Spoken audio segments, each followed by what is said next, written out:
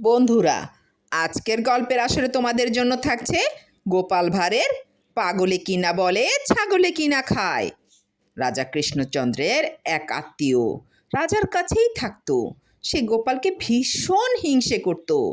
একদিন গোপাল যখন রাজা কৃষ্ণচন্দ্রের সঙ্গে দেখা করবার জন্য রাজবাড়িতে ঢুকছিল, তখন সেই লোকটি রাজবাড়ির সামনে আখ খাচ্ছিল।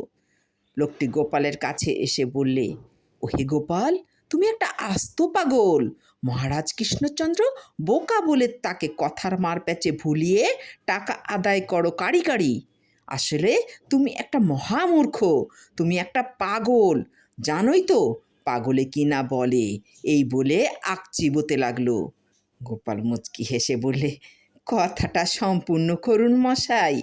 পাগলে কিনা বলে ছাগলে কিনা খায়। আপনিও তেমনি একটা ছাগল, সেজন্যই এ কথা আপনাকে শোভা পায়।